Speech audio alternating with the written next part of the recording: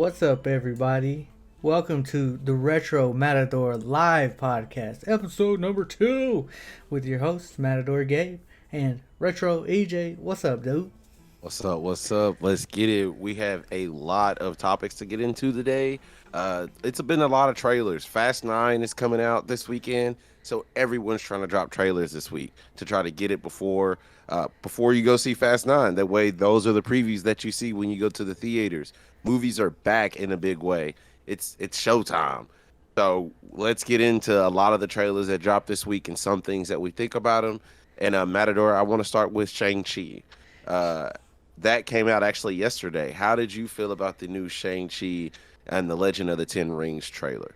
So, I've been real into the Loki show, right? Yeah. And this is like, all right, here we go. This is our first movie from the new phase, right? Here we go. I think it looks good. I don't personally know the character Shang-Chi, but they introduced the Ten Rings, which Iron Man was supposed to do, and they They failed kinda did. miserably. No, they failed miserably. That was horrible. Don't get me started about the Mandarin. That wasn't. Um, this trailer looks pretty good. I have to watch it. I don't know how I feel just solely based off the trailer, because when it comes to these type of Japanese adaptation style movies and bringing the culture through, a lot of times when we see it in American cinema, it is not what we want. It's not up to par. Dragon Ball Evolution. Oh, that's a low blow, dude. That doesn't even count. It's funny that you mentioned Dragon Ball Evolution. One of the things I don't like personally, this is just me, is that I'm looking at Shang-Chi's character and he's wearing a blue and orange like jacket, and to me it just tries to give me too many Goku vibes, and I don't like that because he's not Goku, and I don't want to even kind of have that thought when I'm thinking about him. Yeah. But other than that, I mean, I think it looks pretty cool. What about you? I think it looks pretty cool for a kung fu film for Marvel's first kung fu movie. It could be really good to see the legend of the true Ten Rings. Now, I don't think that they'll be using each ring has its own power. I think that's way too close to the Infinity Stones. So I think how it looks in the trailer, it looks like you just kind of get ultimate power, and you can kind of use the rings in a different sense. So I kind of want to see what they're going to do with that. But what I am excited about, because this is an actual thing in the Marvel comics, is Fing Fang Foom, the dragon, the great one. We saw him in the trailer, which I did not think they were going to show. That's We're going to see, Shang-Chi come up against the great one. Is the great one evil in this, or a villain like Fing Fang Foom is in the actual comics? So there is a lot to dive into with this Shang-Chi movie. And like I said, I think it's good because I understand what you mean by Dragon Ball Evolution and bringing things from Chinese, Japanese, and just overseas culturally in general. America likes to screw that up. But I think Marvel is actually trying to take those steps and actually represent a different culture for kids to grow up and say, I'm represented on the screen. So you have Shang-Chi coming out, you got Miss Marvel for Middle Eastern people, you got Black Panther for African Americans, black folk like me. You know, you have a lot, and they're just gonna keep going. And I'm very interested in it. Yeah, is it gonna be? It's gonna be Black Panther, or is it gonna be the Wolverine? Yeah. So, I hey, understand. I understand. no, but it looks cool. It looks cool. I think I feel I feel the same way since the beginning as far as like the Marvel, the MCU. The shows give you like a little taste of things, and I like them because they like build on the characters, but they're not really as good as a movie. Yeah. And it's time to see a movie. Let's see a movie. Let's see what y'all got. Let's see what y'all are gonna do with the future of the MCU now that you're not gonna have the big three in it. Like, let's see what kind of stories you can tell with these characters. Because again, I don't know Shang Chi like that, but I could tell you this, like you can make movies about DC's obscure characters, and they're always going to be good. Just Just like the that, Suicide Squad. yeah, the segue. So, yeah, so that takes us to Suicide Squad. That thing that looks like a comic. Like they're not trying too hard to make it more than like this is going to be a funny, action packed like shit show. It's going to be great. Yeah. Like the thing about the Suicide Squad movies, and I know a lot of people didn't like the first one. You can't they can't really give me a real reason why other than the Joker wasn't in it too long.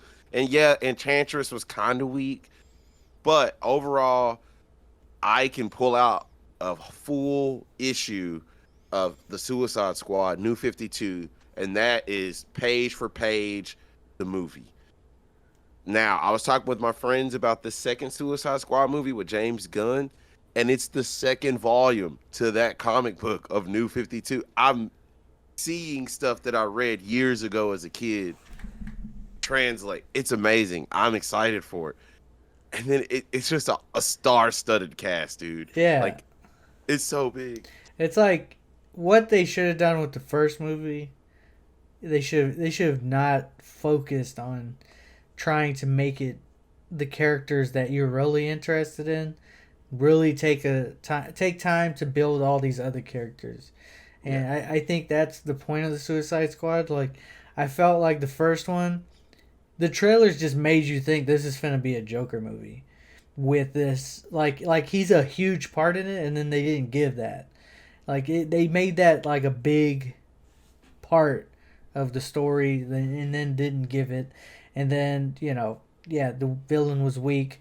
On here, we know the villain's supposed to be the starfish thing or whatever, and I don't Arrow. Starro, but they don't really show it a lot, so there's a lot left for us to watch in the movie.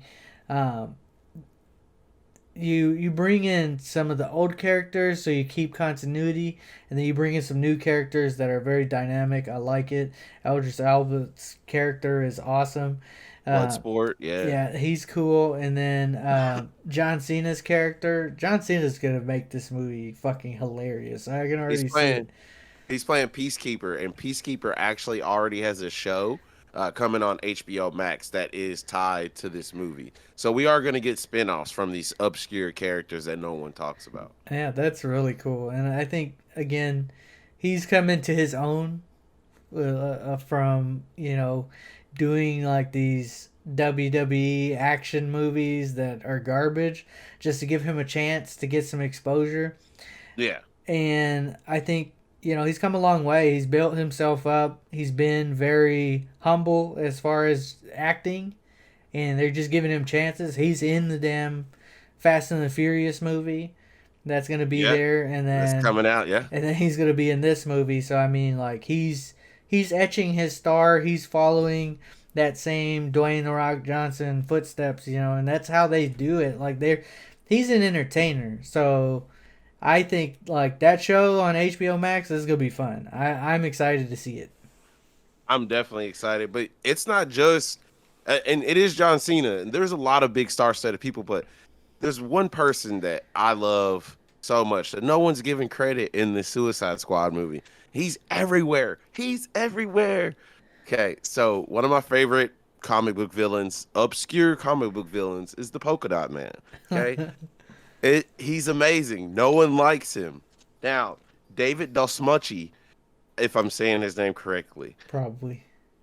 he is playing Polka Dot Man, and this is a real big role for him. When you see in the trailer, he looks like he has a significant role in this movie. But when you think back, David Dastmalchian has been in The Dark Knight. Yep. He's been in the Flash TV show. Yep. We're gonna talk about it a little bit later. He played Calendar Man in Batman: The Long Halloween. This man is comic book gold. Like he's pop culture, comic book, movie, television. He's in everything, and I love that he's starting to elevate, and he's starting to get those still obscure characters. But he's gonna have an action figure, and I'm gonna be the first to put David Dastmalchian on in my collection. No, it's gonna be cool, man. And you're right. He is awesome. I think back to the Dark Knight, which you mentioned first. I was expecting that he was going to become the Mad Hatter in the Nolan verse because they kind of like his name wasn't Jervis Tetch in there, but like when Batman catches this full Harvey Dent talking about that dude, he's like, bro, you're not gonna get nothing from him because the way he thinks, like they were alluding to me, the Mad Hatter. So he was always gonna be something great, and he was awesome on the Flash TV show. He was in the last season too. So yeah, you're right. I mean, this cast is just awesome. You have Peter Capaldi in it too, one of the doctors. As the Thinker. Yeah, He's gonna be intense, and this looks like our accurate version of the Thinker. Like we haven't gotten that close to of a depiction of him. We got the one in the Flash, which was it was different. good. It was different. He worked for the show, but he wasn't the way that I expect him to be on the Suicide Squad movie. I'm excited, dude. It looks like a hell of a ride, and I tell people all the time, and I'm not trying to shit on Marvel or anything. It's just James Gunn is unleashed at rated R. When you give him rated R and obscure characters to do whatever he wants with, just like he did the Belko experiment and Slither and a lot of his other obscure crazy movies that go cult classic, that's why. Because he says it in the trailer, the beautiful twisted mind of James Gunn. Because Yep, that's right. That's right. Yep. So this one I'm super hyped to see. yeah, definitely. But I know what you're more excited to see out of all of this. Out of all of this Oh, we got talk, two of them. We got two of them still. We still got two of them, but top it off. Top it top off, it man. off, we're gonna dive into it. I want to hear how you feel about the Halloween Kills trailer that we finally got after 2 years of waiting. We got a teaser a while back before COVID that held us over, but now it's coming this Halloween. Michael is back. Yes. How did you Yes. feel? Oh my Tell me. gosh. First off, this trailer dropped in the middle of the night. I didn't realize it was even coming out. And then it dropped and I was like, no way. And then they just every part of this trailer just made me feel like we're gonna see an awesome slasher movie. Like this is what slasher movies are about. This is Yeah. what his lore is capable of. I I don't know. The trailer made me feel like we're about to see the best Michael Myers movie I've ever seen. Just off of the trailer, and that's ridiculous because we've had so many Halloween movies. We had so many different iterations of Michael Myers, and outside of the first one's a masterpiece. Outside of that, then it's just pick your poison of just what do you enjoy watching because none of them are really as good as the first one. I can agree The, with you on that, definitely. But pick my poison. I mean, Halloween H2O smacks. I love it. It might not be great, but look, kind of smacks, bro. Yeah, no, it's fun. That's what I'm saying. Pick your poison. It's fun. Was it good? Does it hold up? Not really. It's that had a lot of '90s tones in it, and it wasn't super, amazing. The Uh, CGI mask in the we one got scene. some visitors. Hello, Armenian Boy 31. Thanks for checking out our video. Galuk, hi, bro. Thanks for checking out our video. Awesome. Yeah, so this Halloween movie is going to be uh, it's going to be epic. It's going to be epic. It starts off epic in this trailer. Um, he was trapped in the house, set it on fire. The way the first movie ended, you know, it was finally they took care of Michael, and only because we knew the sequel was coming, like, and they didn't show Michael's body like dead, like you knew like it was open to sequels. And we just wondered, they trapped him in that house. They trapped him, in a way that's like, well, anybody should just die from that because it's a house on fire. There's nowhere for him to escape from. And then, of course, the trailer does not wait to Nope. tell you exactly how it happens. And I think that's super powerful because you're letting me know, okay, because we probably could have came up with some really dumb thing like Halloween 4. They threw bombs on him and grenades, and he was supposed to blow up. And then on Halloween 5, you open up to him like sliding through the little creek. Like that was so stupid as a way for him to survive. But the Halloween franchise is capable of trying to explain his surviving in a way that's stupid, and I think this made a lot of sense. The house is on fire. It's crazy. Now, the only issue I have with this is who called the fucking fire department? This house is in the middle of the sticks. There's I no said the same there's thing. Like, there's no reason. Like, I don't care who you are. There's no reason a ton of firefighters should be coming. Um, the power was out in the house. There's nobody from the house that called it, so I'm just trying to figure that out. I mean, the cloud of smoke to be that high for them to respond, at that point, to me, he's dead. Right? He's still in the house. If it's that crucial, they were still driving up the street. So I guess I forget. Like, it's maybe the person that picked him up in the truck called. Right? possibly could have called them. Yeah, you're. I But mean, I agree. Just seeing, like you said, just seeing the firefighters at the beginning. They don't like wait. They let you know what's gonna happen, which tells me it's gonna be a fucking bloodbath because because they've erased all of Michael's kills right, actually. right. So now he has to get all those kills. And I don't want to, if I've seen, we not just me and you have seen Halloween so much. If you just go look at this trailer, there's so many Easter eggs in the dead bodies that he's doing. It's insane. The way that they filmed this movie and these next ones, I'm excited because the smaller people in the first movie that we thought were nobodies are now main characters in this movie, and Michael's coming after them. But not only is he coming after them, he's coming after the entire town of Haddonfield. Like no one's safe at all. At all. Lori, no, Lori's in the hospital. There's no one tough enough to go against Michael unless they all team up together. That's why we get Tommy coming back. We have we have Tommy Boyd coming back. That's freaking awesome. Yeah, it's gonna be super. It's gonna be super amazing. The kills that he gets are super vicious, Yeah. right off the bat. Right off the bat, you're seeing some like man. So what are they saving?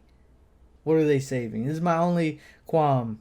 What are they saving? Are they showing us every awesome, amazing kill that he's got because they showed some gruesome ones?